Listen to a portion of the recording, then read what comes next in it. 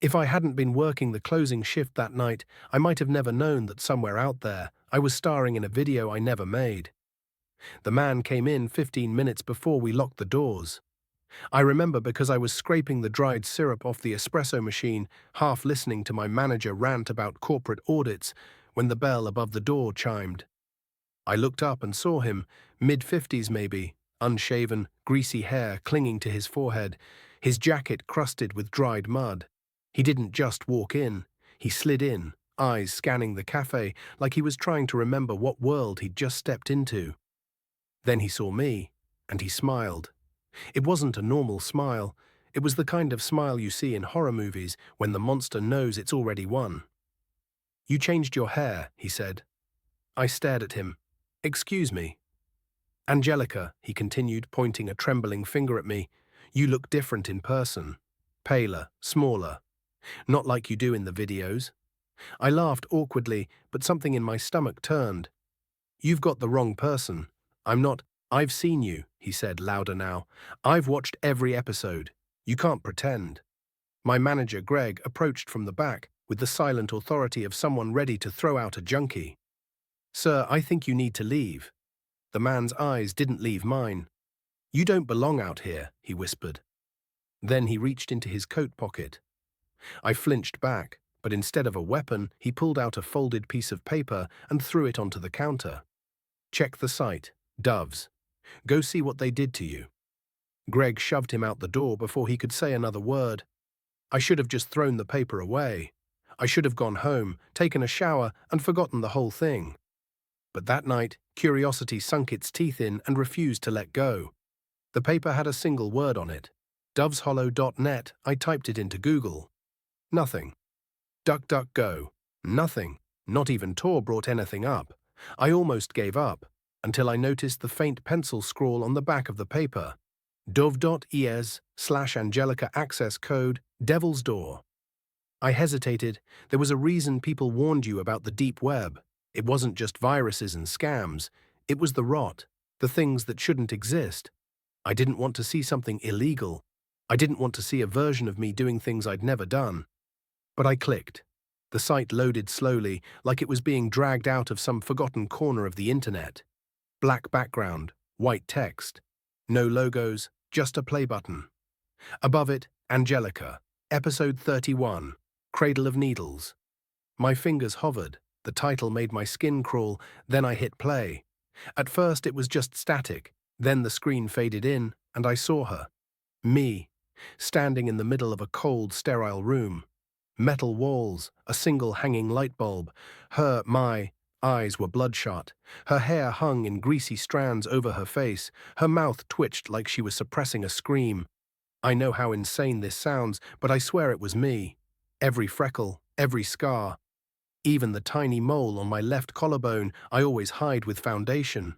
She walked slowly to the center of the room, and then she started pulling needles from her arms, long metal syringes. Her arms didn't bleed, just opened like there were ports built into her flesh. She laid them in a circle around herself, and then she started to sing. The audio was warped, like a slowed-down children's lullaby, but beneath it I heard something else. Something crawling, chewing, breathing behind the walls of the video. I slammed my laptop shut. My hands were shaking. That wasn't just AI. That wasn't some random deepfake. Whoever made that video knew me. The next day, I called the cops. They told me unless there was explicit illegal activity, there wasn't much they could do. Probably some deepfake. Happens all the time. You have social media, right? I deleted every picture of myself online, locked down my accounts. But that didn't stop the dreams. I started seeing her every night.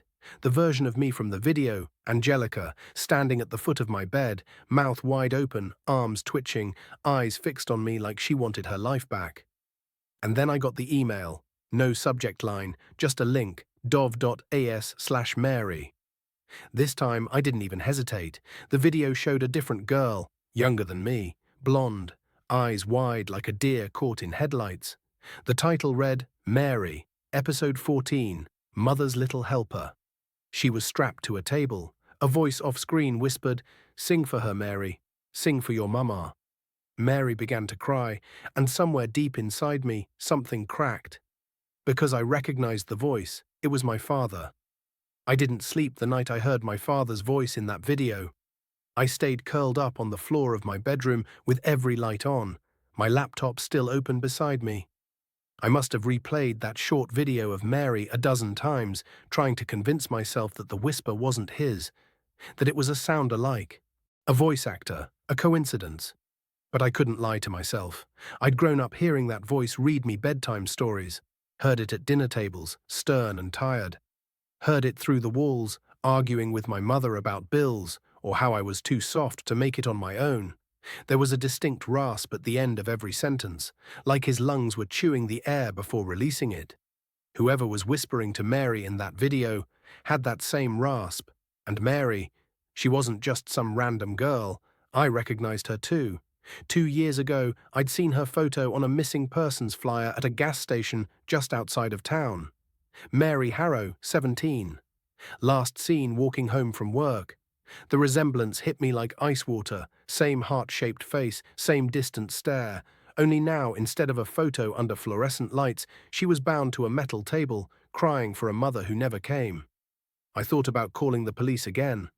But what would I even say? Hey, my dad might be behind a deep web torture series involving missing kids and someone who looks exactly like me. Yeah, that'd go over real well. Instead, I did something worse. I went back to the site. This time, there was a new section, Cast. It had 3 profiles: Angelica, Mary, Adam. Each name was a hyperlink. I clicked Adam. The video opened with a shot of a forest at night. A boy, maybe early 20s, was walking alone, flashlight flickering. His face was caked with mud, and his shirt was torn like he'd been running through brambles. There were symbols carved into the trees around him, triangles with slashes through them, arrows pointing nowhere. As the boy staggered forward, I paused the video. My stomach dropped. I knew Adam. He'd been in my chemistry class freshman year, always sat in the back, kept to himself. Didn't say much unless spoken to, but he had these sharp, observant eyes, like he saw more than anyone gave him credit for. I hadn't seen him in over a year. And now he was in a deep web video series alongside me and a missing girl. This wasn't a coincidence. My fingers trembled as I pulled up our old campus directory. Most students had removed their listings after graduation or moving away, but Adam's number was still there. I called. It rang once, twice. I almost hung up. Hello? His voice was groggy, like he'd just woken up. Adam, I whispered. It's me, Nora. From Chem? Freshman year? A pause. Nora? He sounded confused. Yeah, I remember you. What's going on?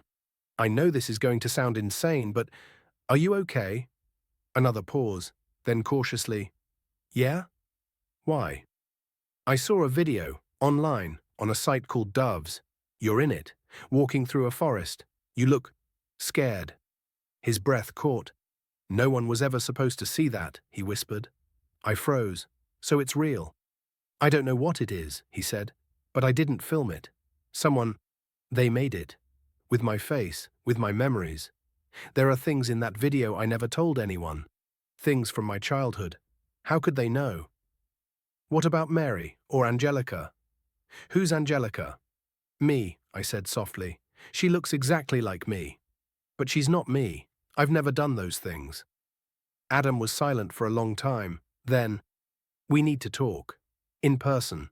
I don't trust phones anymore. Can you meet me tomorrow? I'll text you the address. I agreed. Of course I agreed, but Adam never showed.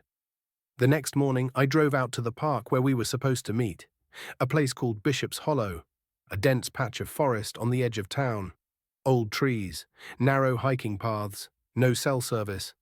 I waited for over an hour. Then I heard sirens. 2 cruisers and an ambulance tore past me and stopped further down the trail.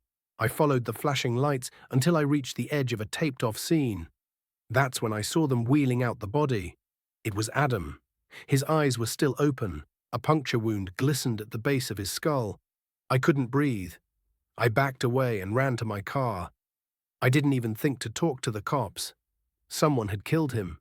Someone who didn't want us to talk. Someone who was watching. That night I came home to find my apartment door open. Nothing was stolen, but someone had been inside. Drawers open, closet ransacked. My laptop gone. My backup phone smashed to pieces on the bathroom floor. Even my journals had been flipped through and tossed on the bed. But the worst part, pinned to the wall above my desk with a thumbtack, was a single still image from the Angelica video. Me, if it was me, kneeling in the metal room, surrounded by those syringes, mouth stretched in a silent scream. Underneath, someone had scrawled, "We made you." The words "we made you" clung to my mind like black mold.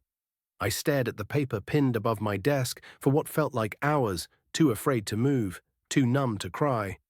That wasn't just a threat, it was a claim, a twisted statement of ownership. I didn't know who "we" was, but whoever they were, they had just murdered Adam and broken into my home. And worse, they knew everything about me. I fled that night, packed a duffel bag with essentials, grabbed my car keys, and drove until my eyelids began to droop. Eventually, I ended up at my parents' place, nearly 2 hours outside the city, in a sleepy suburb that always smelled like overripe leaves and forgotten dreams. When I pulled into the driveway at 4:12 a.m., my dad's porch light clicked on automatically. He must have heard the car because the front door opened before I could knock. He looked surprised to see me, hair messy, shirt wrinkled like he'd been dozing on the couch. "Nora," he said, "what's wrong?" I hugged him, and for a moment I almost let myself believe I was safe. But then I remembered the voice on the video. The rasp, the whisper behind Mary's sobbing. I pulled away. "I just needed to get out of town," I lied. "I'm sorry I didn't call." He didn't ask questions, just offered to make some tea and told me to get some rest. My mom wasn't home. A girls' weekend with her old college friends, apparently. The house was too quiet without her. I stayed in my childhood room, every detail frozen in time. Posters on the walls, trophies gathering dust. The worn-out journal I kept through high school still in the top drawer of my desk. But I didn't sleep. I waited until I heard my father's footsteps upstairs, waited until the creak of the floorboards gave way to silence. Then I got up, and I searched the house. I didn't know what I was looking for, a clue, a hard drive, anything. I checked under the basement stairs, in the attic, even in the garage. Nothing. But just as I was about to give up, I remembered something. The shed. It had always been my dad's private space. Work stuff, he used to say. He kept it locked, even from my mom. As a kid, I once tried to peek inside and got a week's grounding for it. Now I had a reason. I took a flashlight from the kitchen and crept out into the backyard. The shed loomed at the edge of the tree line, vines curling up its sides like fingers. The padlock was old, but it broke after a few hits with a rock. Inside was dust, mildew, and the faint hum of a small battery-powered generator. Tools lined the walls, but in the corner, half buried beneath tarps and old boxes, was a file cabinet. And inside that file cabinet was hell. Dozens of labeled folders, each one stamped with the Dove's logo, a black silhouette of a bird with its wings broken at odd angles. Some were labeled with names I didn't recognize. Others I did. Mary Harrow, Adam Fuller, Angelica. I pulled mine out. Inside were photos, hundreds of them. Me at the grocery store, me at school, me asleep in bed. Some taken from above, some from inside my apartment. I dropped the folder and backed away, bile rising in my throat. That's when I found the tapes, old camcorder tapes stored in a case marked drafts.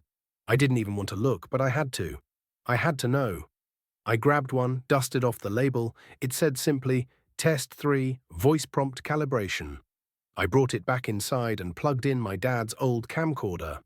The screen fuzzed to life, and a date blinked across the screen, March 19th, 2017.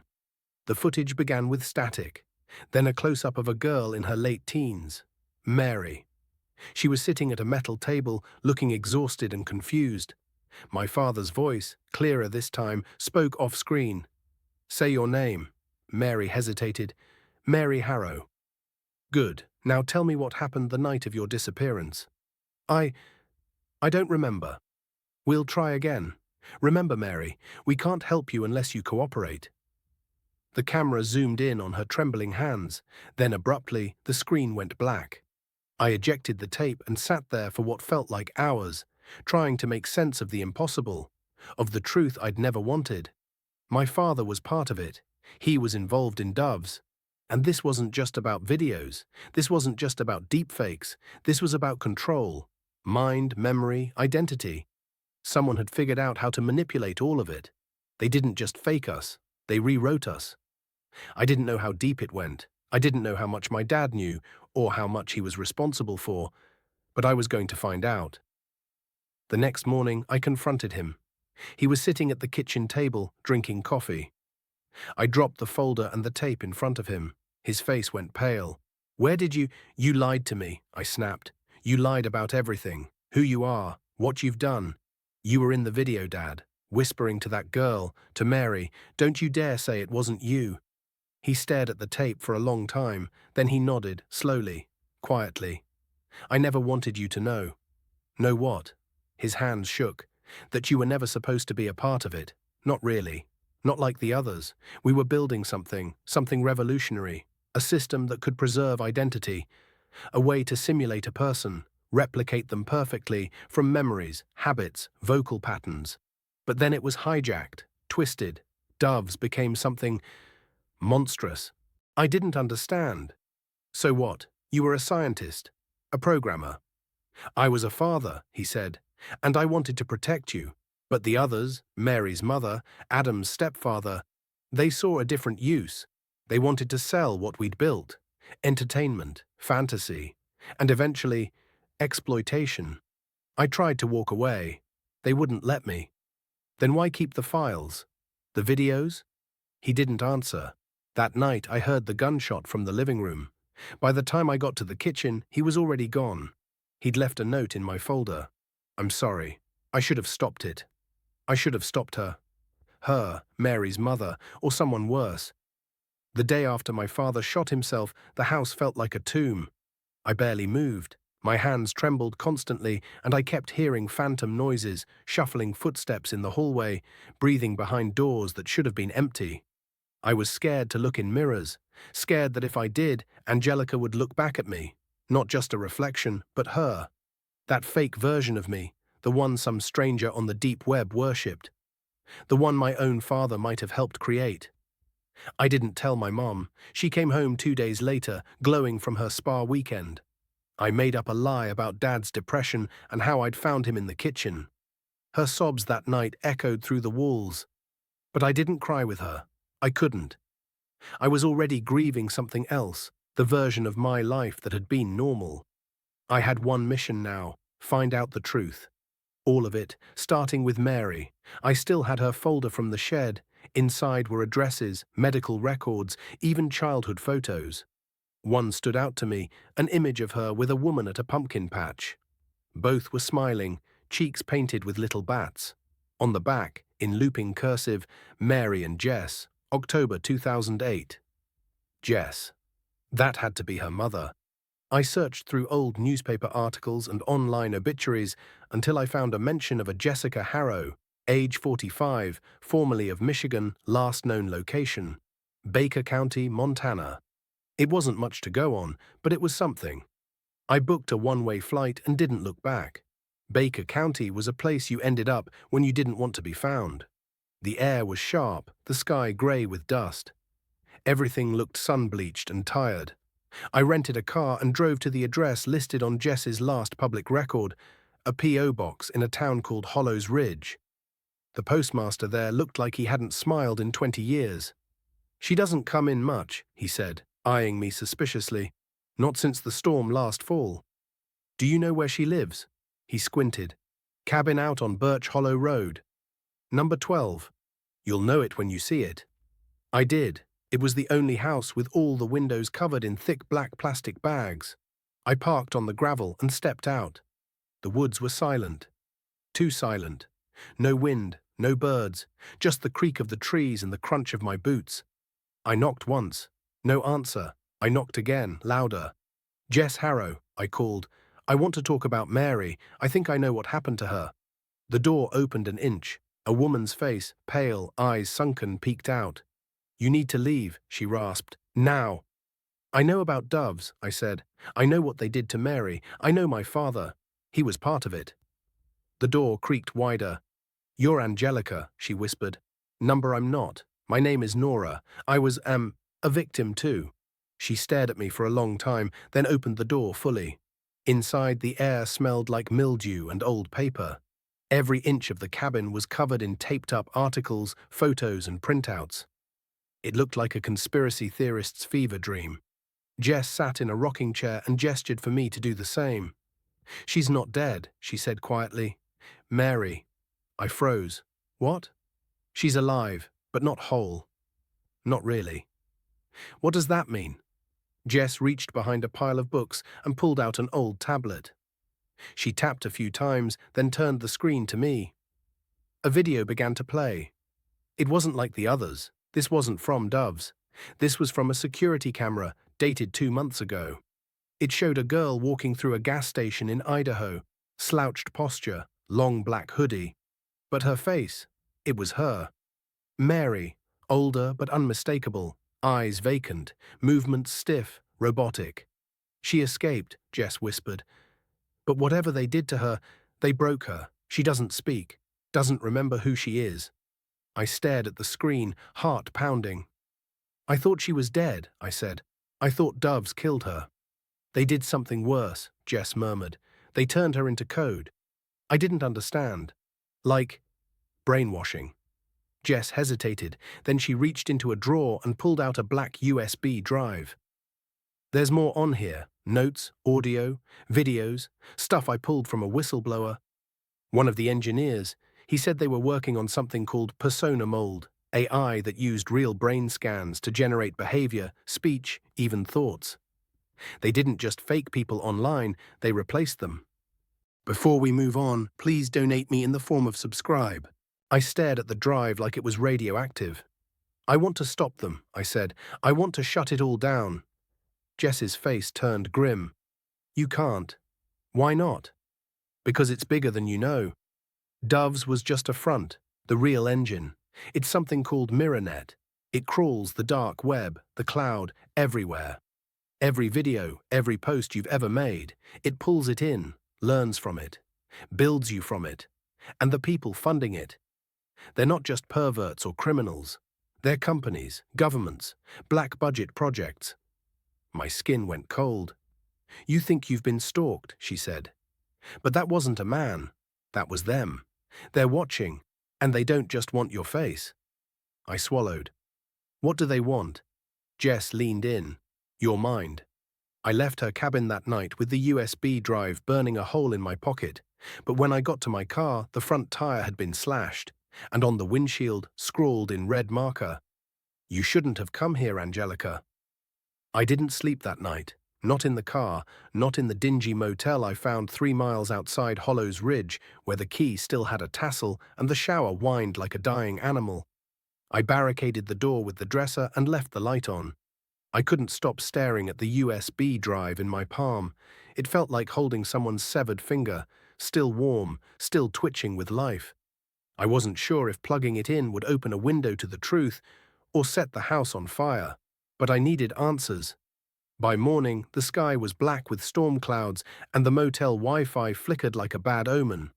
I wiped my laptop clean, booted it in a sandboxed environment, and inserted the drive. It opened instantly. The root directory held 4 folders: /recordings, /logs, /development notes, /Angelica001. My chest tightened at that last one. They named a folder after me. I clicked it with a shaking finger. Inside, dozens of files, videos, transcripts, behavioral simulations, names like mirror mapping, phase 2, .bnk emotion residuals, test6.mp4 synapse sync final.json. But one file stood out, identity drift log.txt. I opened it. Subject, Angelica001 status, stable degradation drift, index, 14.8% notes, behavioral feedback inconsistent with base subject model. Residual guilt artifacts detected post-scenario 37, see video. Subconscious recall triggering dream state anomalies. Recommend emotional bypass installation in next phase.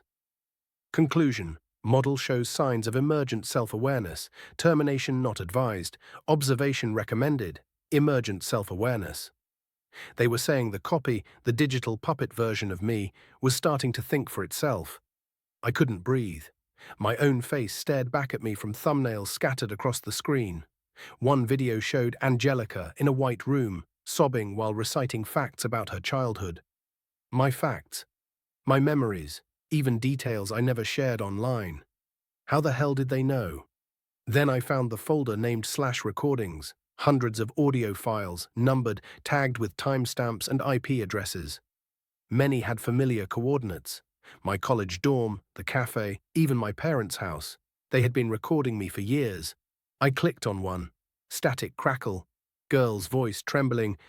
"I don't want to do this. Please, just let me go." Male voice modulated. "You are not her.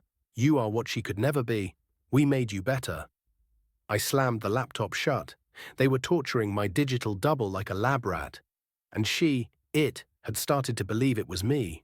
I drove for hours without thinking, out of Montana, into Wyoming. Through the rain, the paranoia, the panic. At every gas station, I checked over my shoulder. Every time I passed a black SUV, I wondered if it was following me. And it wasn't paranoia if it was true, because someone was following me. At a rest stop near Cheyenne, I saw it again. The same grey sedan I'd noticed outside Jess's cabin. I ducked behind a vending machine, heart pounding. When I peeked around the edge, the driver was just sitting there, not moving, not blinking, just waiting. I bolted back to my car and drove until my vision blurred. I made it to Denver that night and checked into a hotel under a fake name. Room 417. I locked every bolt, pulled the curtains tight, and opened the laptop again.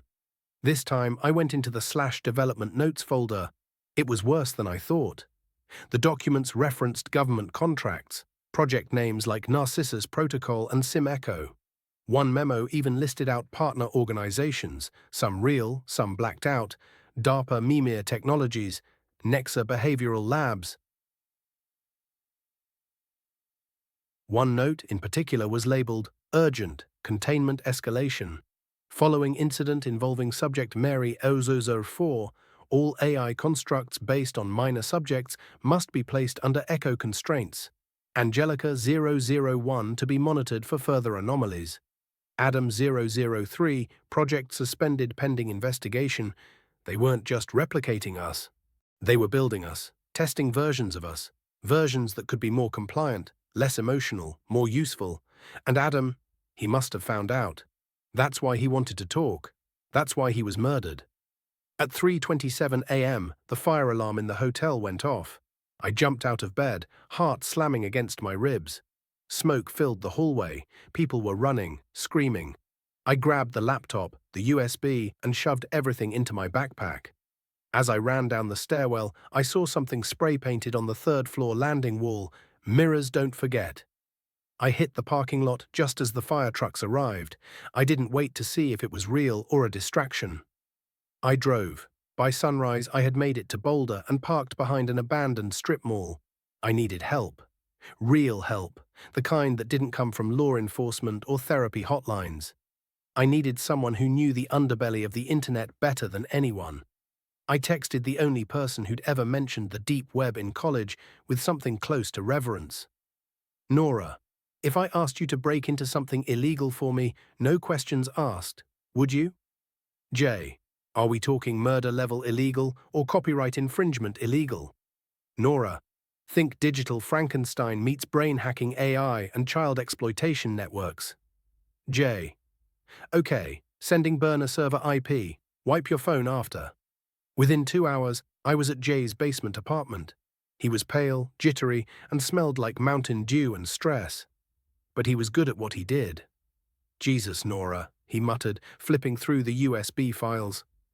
"You weren't kidding. This isn't just illegal. This is classified. Some of this stuff looks like it came from defense contractors. Can you trace it?" "I can try, but if I get caught, I'm getting ghosted by more than just the feds." He paused at one file name, mirrorinitcore.ai. "Do you want to know what this really is?" he asked. "I think I already do." Number you don't. This isn't just about copying you. This is about replacing you. This AI, this Angelica, it's being fed your data, your voice, your choices. Enough of it, and it won't just look like you. It'll be you. On paper, in systems, even in government records. They're building a world where the real you is obsolete. Jay looked at me like he was seeing a ghost. If this gets out, he whispered, you won't be able to prove you were ever real. Jay didn't sleep that night. He wore blue light filter glasses and guzzled code red while digging into the files like a man possessed. I paced the room like a caged animal. Every time I looked at the screen, I expected to see her, Angelica. My reflection, warped and suffering. The version of me I never chose to be. Jay muttered about encryption keys, proxies, layered VPNs, and Russian bulletproof hosting like it was a prayer against demons. But even he looked scared. At one point, he turned the laptop to me. A live feed. I almost screamed. There she was again, me, sitting in a concrete room under fluorescent lights, hands folded in her lap. Her eyes were bruised, but her posture was stiff, robotic, like she'd been trained to expect pain for moving wrong. That's the core Angelica model, Jay whispered. It's not a deep fake anymore. It's a living, evolving neural construct. But where is that room? He stared at the code behind the stream. I think it's real time, not rendered. She's somewhere. In a facility, a metal door opened behind her. A man walked in wearing a hazmat-style mask. Angelica didn't flinch. He dropped something on the table, a photograph. She stared at it. I remember this, she said. Her voice sounded exactly like mine. You told me I was born during the blackout. There were candles. Mom said the power went out and… The masked man struck her, hard. No memories, no past, only function. I'm not her, she whispered. I'm not Nora. I backed away from the screen. Jay turned it off. Later that morning, Jay found something buried in the metadata of a corrupted file, a string of GPS coordinates, half scrambled, but enough for a rough trace. It's in Idaho, near a place called Orofino, Idaho, I said. That's forest and mountains. Exactly. If you wanted to bury something, physically and digitally, it's the perfect place. I stared at the laptop. She's there, the real Angelica. You know what's messed up? Jay asked. You keep calling her the real one. I didn't answer. That night I drove. Jay refused to come, said he'd done his part and didn't want to end up like Adam. I didn't blame him. Before I left, he handed me a burner phone and a taser. You're walking into a mirror maze, Nora. Be careful which version of you comes out the other side. The road to Orofino was empty. I followed the GPS through long stretches of pine forest until I reached a rusted chain-link gate buried behind a fake service road. A yellow sign hung from one of the links. Property of Nexa Behavioral Research. Trespassers will be prosecuted. I cut the lock with bolt cutters Jay had given me. The dirt path beyond led to a wide compound surrounded by barbed wire and floodlights. Concrete buildings stretched out in a cluster like tumors. The whole place reeked of old machinery and secrecy. I crept around the back fence. There, behind the maintenance wing, was a ventilation shaft barely big enough for me to squeeze through. I dropped into a corridor that buzzed with flickering light and low, inhuman hums. The walls were concrete, the floor was damp. Somewhere above, I could hear footsteps. Distant voices. I ducked into a side room. Rows of monitors blinked in the dark. Each screen showed me. Not Angelica, me from different points in time, ordering coffee, sleeping in my dorm, laughing with friends. They had been watching me longer than I'd thought. That's when I saw it, a small ID badge lying under the console. Dr. Alina Mercer, Behavioral Oversight. The name hit me like a freight train. My mother's maiden name was Mercer. I moved deeper into the facility, avoiding cameras. That's when I heard it. A voice, soft, scared. I'm not her, I'm not her. It echoed through the corridor. I followed it. I reached a reinforced door labeled Subject Angelica Jerzun 01, Observation Hold. The small window was smeared with condensation. I peeked inside. She was curled up in a corner, wearing a hospital gown. Her knees pulled to her chest. Her hair, my hair, was matted. Eyes ringed with purple. A feeding tube ran into her nose. Her lips moved, silently mimicking words. I opened the door slowly. The hinges creaked. She looked up and screamed. I raised my hands. "It's okay. I'm not here to hurt you." Her mouth trembled. "They said you were gone. Deleted. You're not real." "I'm real. You're not me." She shook her head violently. "No, I am you. I remember the creek behind our house.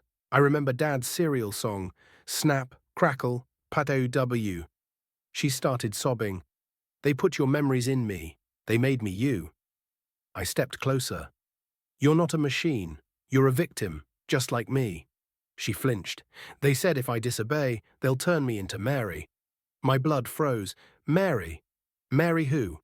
But she just whispered it again. "They'll turn me into Mary. No eyes, no tongue, just skin, just a shape." That's when I heard the boots. 3 men in black security uniforms were rushing down the hall. I pulled Angelica to her feet. "Come on, we're getting out of here."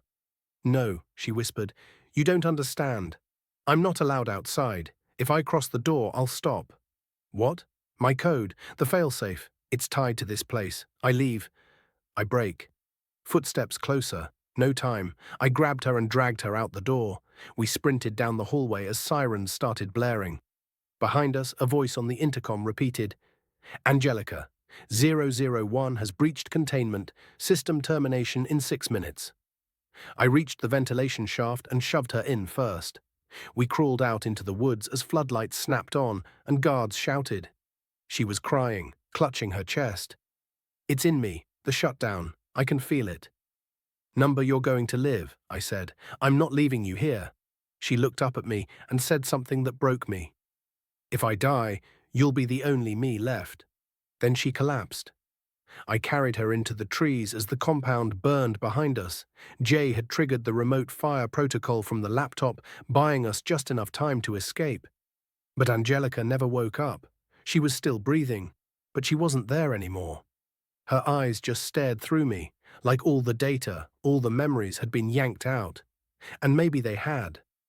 We made it to the edge of the forest by dawn. Angelica was silent the entire way. Her legs worked, barely. Her eyes stared straight ahead, but the light behind them was gone, like her operating system had been wiped. I don't know how else to describe it. She moved like a doll winding down. I wrapped her in a blanket in the back seat of my car and started the drive to Jay's apartment. My hands trembled on the wheel. I kept glancing in the rearview mirror, half expecting her to lunge forward and slit my throat, or dissolve into static like a corrupted video file. Instead, she just watched the window, her breath fogging the glass. Jay was waiting with bloodshot eyes and 2 mugs of coffee. "You did it?" he asked, voice cracking. "She's in the car." He rushed out and came back pale. "Jesus, she looks just like you." "She is me, or a version of me. She's not speaking." Number it's like someone unplugged her. Jay sat at his desk, typing furiously. "Let me hook her up to a neural diagnostic kit. I can run a basic EEG and see if there's activity." "Are you serious?" "I told you. I worked on fringe projects. My brother had epilepsy. I learned to monitor brainwaves from age 12. Just trust me." I nodded and helped him bring Angelica inside. She didn't resist, just let us guide her like a mannequin. Jay placed 3 electrode pads against her temple and neck, then connected them to a clunky black box that hummed when powered. After a few minutes, lines began to appear on the screen, uneven, jagged waves that reminded me of seismographs. Jay frowned. "She's not brain dead, but there's some kind of interference, like her short-term memory center is actively being suppressed." "Suppressed how?" He hesitated. "It's like something's constantly rewriting her, erasing data as it comes in. Like trying to write on a whiteboard that erases itself every second." I swallowed hard. "Can you stop it?" "Maybe, but I'd need to know what's doing it." We sat in silence for a while, then Angelica whispered something. I leaned in. "What did you say?" She blinked slowly. "Easter egg." Jay and I looked at each other. He turned back to his laptop. "That means something. Give me a second." While he worked, I looked at Angelica again.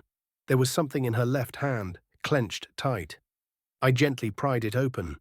Inside was a small metal key. Attached to it was a tag, burned around the edges.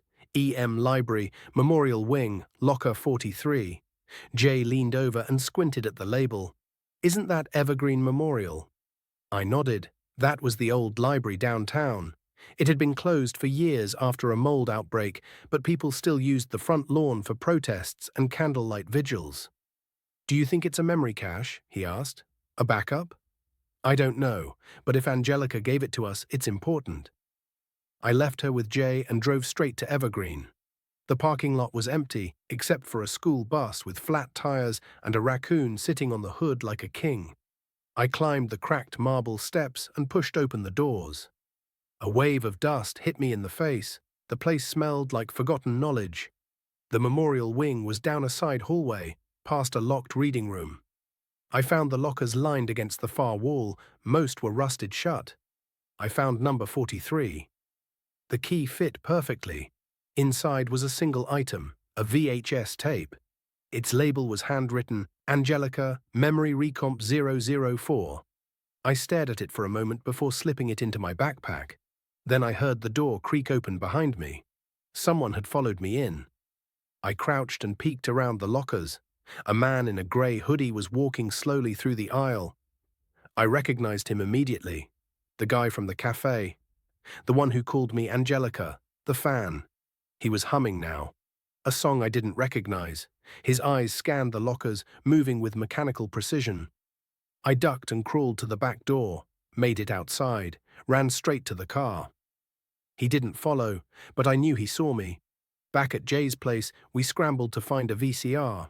He ended up digging one out of his storage closet, sandwiched between old anime DVDs and a bag of broken controllers.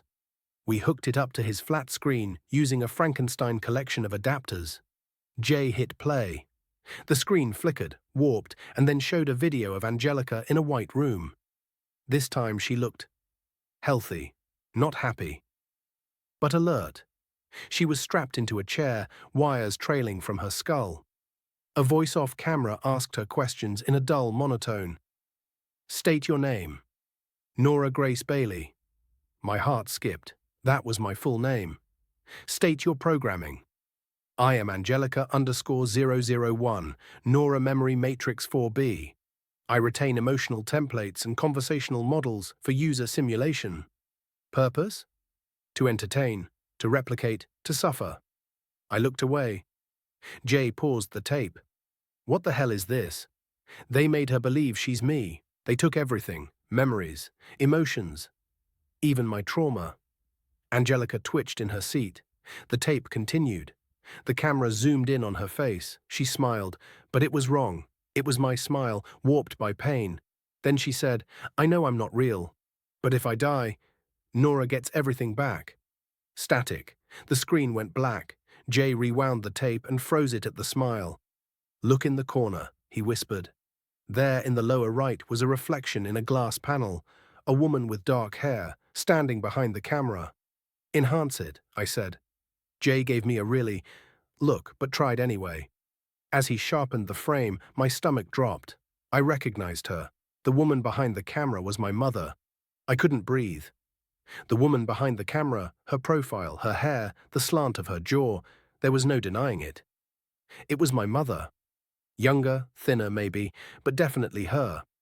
Jay stared at the screen, then at me. You're sure? I'm sure. I stumbled backward and collapsed onto the couch. The world felt like it was tilting. How could this be? My mother was the one person I trusted to be normal, to be real. My father might have been distant, obsessive even, but Mom, she was the one who hummed while she cooked and put flowers in my room after breakups. Jay turned off the screen. Do you think she was involved in Doves? He asked cautiously. I don't know, I stammered. She always said my dad was secretive. Before we move on, please donate me in the form of subscribe. She didn't even like technology. She refused to use smart speakers. Jay looked toward the room where Angelica still sat, silent and unmoving. Well, according to her, if she dies, you get everything back. Memories, feelings, whatever they took. I shivered. But she's not just code. She thinks she's me. That makes her a victim too. Jay nodded grimly. Then maybe you need to talk to the one person who might know what your mum was actually doing back then. My dad's gone. But your aunt still lives in town, right? That thought hit me like a thunderclap. Aunt Wendy. My mom's sister. She was the family historian, practically lived on Ancestry.com. If anyone had secrets buried in old photo albums or dusty journals, it was her. I grabbed my coat. Jay offered to come, but I told him to stay and watch Angelica. If she moves or says anything else, record it. He agreed and handed me a stun baton from under his bed. I bought this in case of raccoons, he said sheepishly. Thanks, let's hope my mum isn't rabid. Aunt Wendy's house was in the suburbs. Big porch, wind chimes.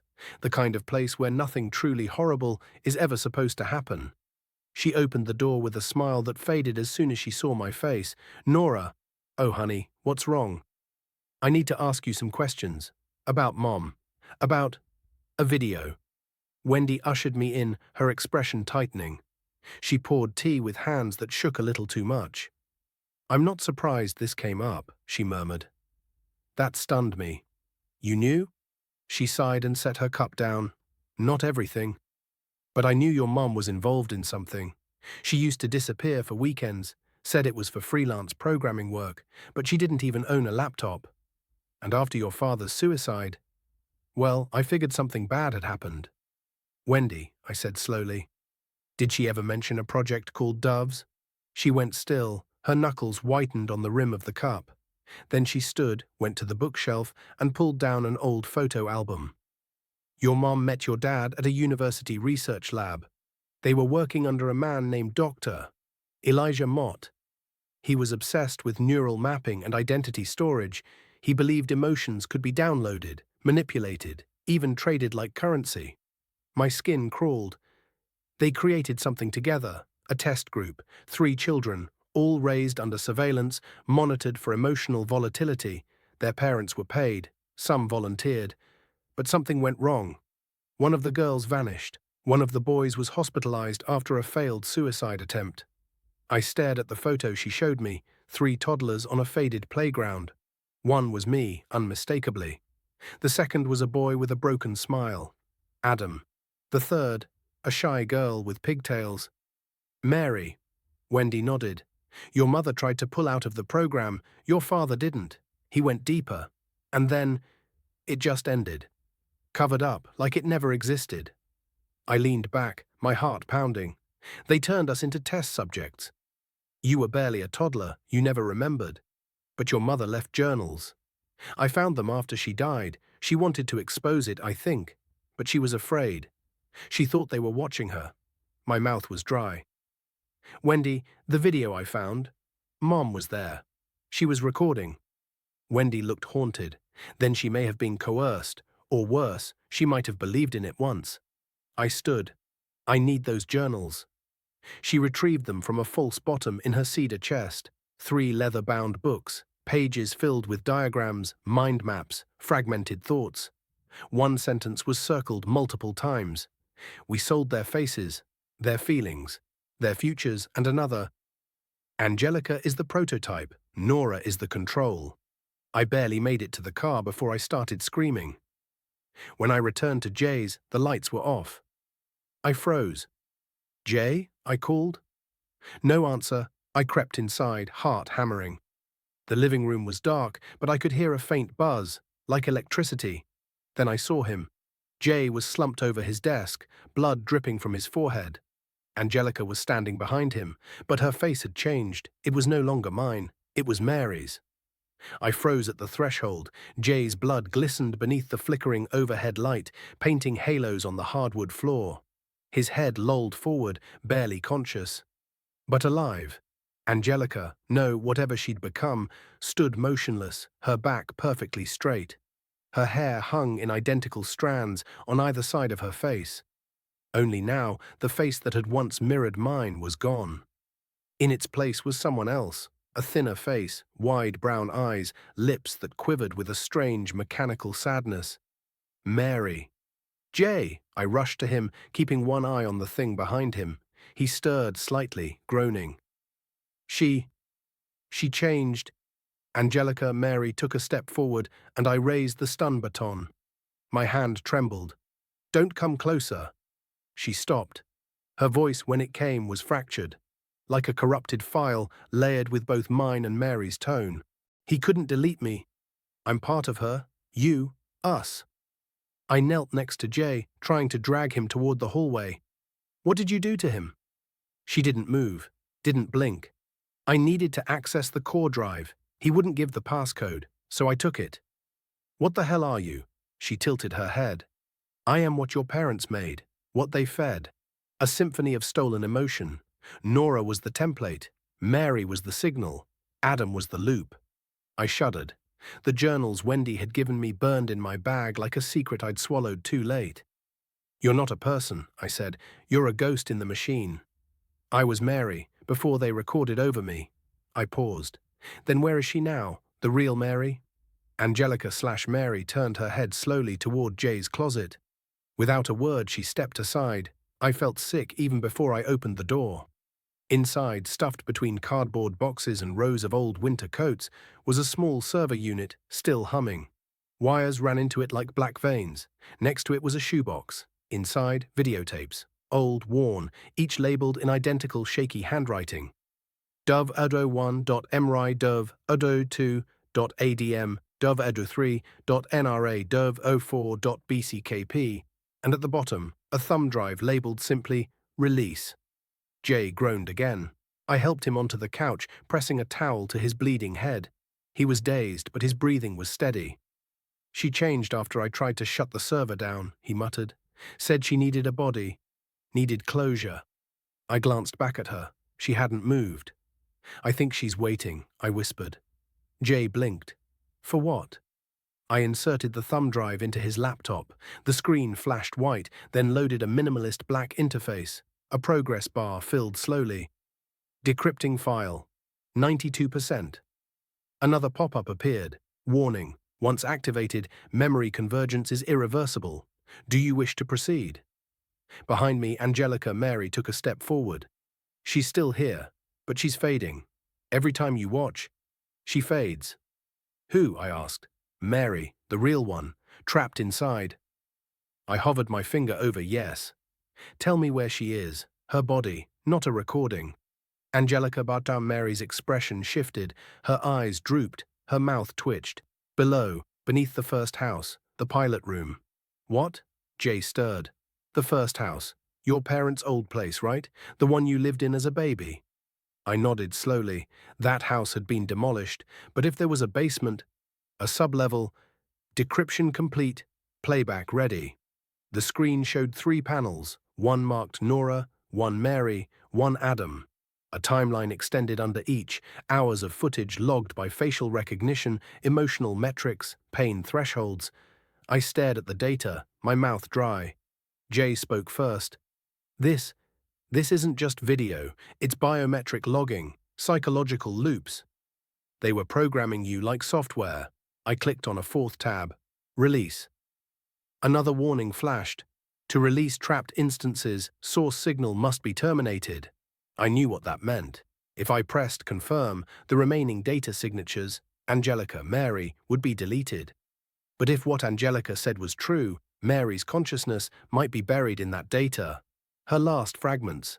A digital soul. Angelica/Mary looked at me. Her voice dropped to a whisper. "Please, let me end." I froze. I had 2 choices. Release her, erase the AI, kill what was left of Mary's mind, if she still existed at all. Find the pilot room, dig deeper. Maybe rescue what remained. Jay looked at me. "You don't have to decide now, but whatever you choose, you're risking what's left of her, and of you." I turned back to Angelica. "Take me to where she is." "The real Mary," she nodded. And for the first time I saw something in her eyes, something almost human. Gratitude. It was almost midnight when we reached the remnants of my parents' old property. A blank lot now, overgrown. But behind a twisted oak tree was the collapsed entryway to the original basement, partially filled in with concrete. Angelica led us straight to it. Jay held the flashlight. I pried open the rusted metal grate. The air below was cold, sterile. We climbed down. The passage was lined with old server racks, some dead, some blinking weakly. The walls were etched with old labels and diagrams: Project Dove, Synaptic Loop. At the far end, a locked steel door. Angelica placed her palm against the reader. It hissed open. Inside was a padded room with a single medical bed, and on it, a girl, emaciated, tubes running from her arms to machines. A headset over her eyes, wires snaking from her skull into an enormous processor unit above. Mary, the real one, still breathing. Mary's chest rose and fell faintly, each breath a fragile whisper beneath the hum of machinery. I stepped closer, my heart pounding in disbelief. This fragile, pale girl, hooked up to wires and monitors, she was alive. Real, somehow trapped between flesh and data. Jay crouched beside me, eyes wide but steady. She's been here for how long? Angelica, no, Mary's digital echo, whispered beside us. Her voice was barely audible, a fragile thread of sound. Too long. They kept her suspended in a digital limbo, feeding her brain signals, watching, controlling. I touched Mary's cold hand. It was real, solid, but so thin. We have to get her out. The machines beeped rhythmically, monitoring her vitals. A slow drip of intravenous fluids kept her barely nourished. "What is this place?" I asked, voice trembling. "Why keep her like this?" Jay pointed to the monitors.